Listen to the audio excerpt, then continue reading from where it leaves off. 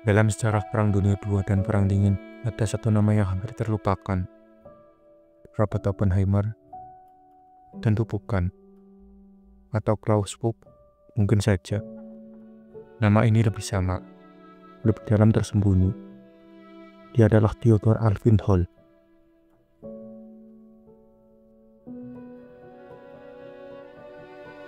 Saat bergabung dengan proyek Manhattan, usianya baru 18 tahun.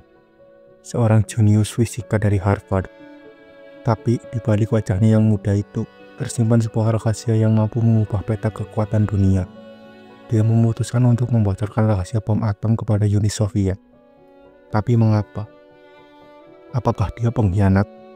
Atau pahlawan dengan perspektifnya sendiri? Ini adalah cerita lengkap Theodor Hall, mata-mata atom yang tidak pernah diadili, dan bagaimana kebenarannya terungkap setelah kematiannya.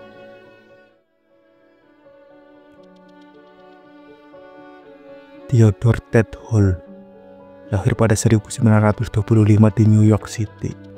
Sejak kecil, kecerdasannya luar biasa. Di usia 16 tahun, ia diterima di Universitas Harvard sebagai salah satu mahasiswa termuda. Disinilah, di tengah gejolak Perang Dunia II, Hall yang brilian direkrut untuk proyek rahasia terbesar dalam sejarah, proyek Manhattan. Pada 1944, di usianya yang 18 tahun, Hall tiba di Los Alamos. Tugasnya, bekerja dalam kelompok yang mempelajari implosi, teknik yang sangat krusial untuk memicu bom plutonium, jenis bom yang dijatuhkan di Nagasaki. Dia adalah salah satu ilmuwan termuda di tempat itu, dikelilingi oleh otak-otak terhebat seperti Richard Feynman. Namun, yang membedakan Hall dari rekan-rekannya adalah kegelisahan hatinya.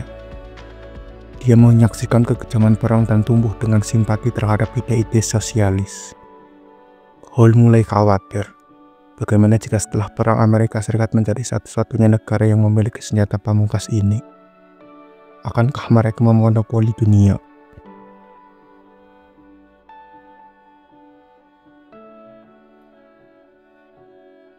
Motivasi Hall bukanlah uang atau ideologi komunis yang kaku. Dalam surat-surat dan wawancara keluarganya nanti, motifnya lebih kompleks, mencegah monopoli nuklir Amerika. Hall percaya bahwa keseimbangan kekuatan deterrence dan penangkal adalah satu-satunya cara untuk mencegah perang di masa depan.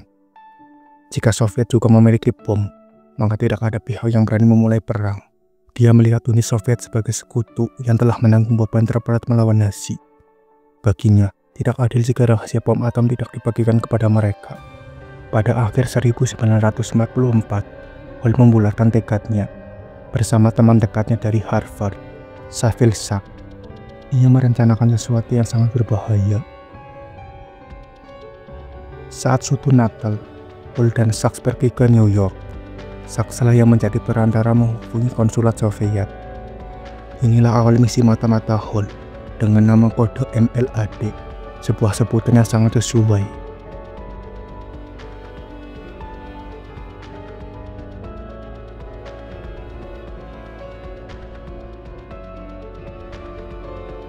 Bagaimana cara Hall membocorkan informasi? Metodenya cerdik namun sederhana. Dia mencuri dokumen dari Los Alamos, membuat catatan terperinci tentang desain bom implosi, dan fotonya dengan mikrofilm.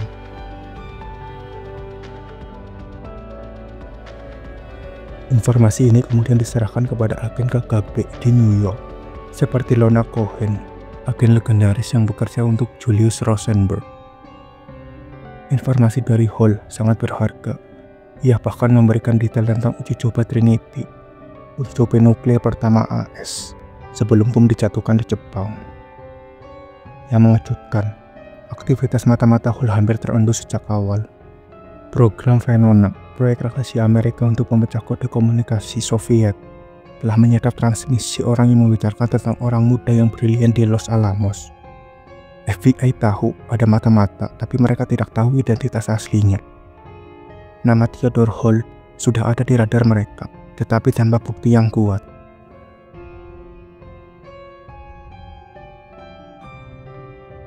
Perang berakhir, Hall meninggalkan Los Alamos dan kembali ke kehidupan sipil.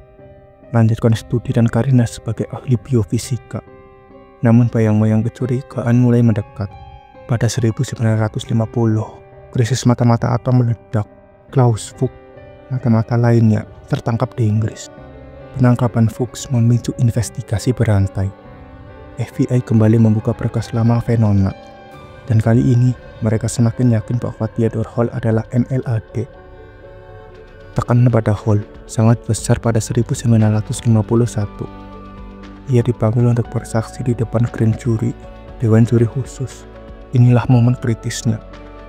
Tanpa bukti fisik yang konklusif, karena Venona masih sangat rahasia dan tidak bisa digunakan di pengadilan, FBI kesulitan menjeratnya.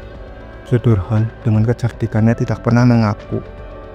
Dia membantah semua tuduhan tanpa bukti yang dapat diterima di pengadilan, dan dengan resiko yang membocorkan proyek Venona, pemerintah AS memutuskan untuk tidak menuntutnya. Keputusan ini kontroversial, banyak yang marah, terutama J. Edgar Hoover. Tapi bagi Hall, ini adalah kebebasan yang valid. Dia hidup selamanya dengan stigma, meski tidak pernah dihukum.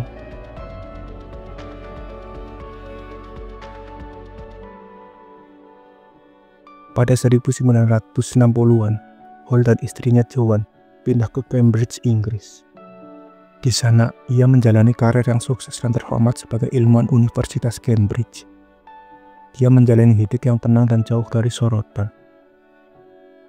Kebenaran mulai terungkap secara publik pada 1990-an.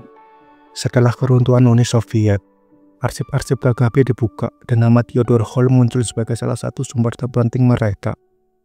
Yang lebih mengejutkan lagi, pada 1995, Hall memutuskan untuk membuat pengakuan terbatas.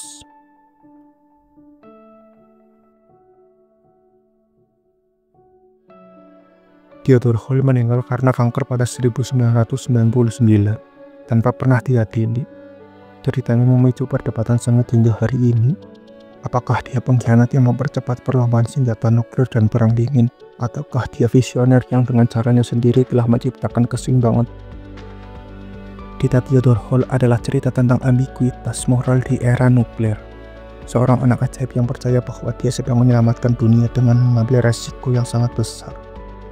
Dia adalah simbol dari dilema mendalam. Kapan pengkhianatan bisa dibenarkan?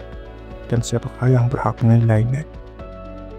Kisahnya mengingatkan kita bahwa di balik sejarah besar ada manusia dengan keyakinan, ketakutan, dan pilihan-pilihan sulit menentukan nasib dunia. Theodore Hall, mata-mata atom yang terlupakan. Sejarah akan terus memperdebatkan warisannya.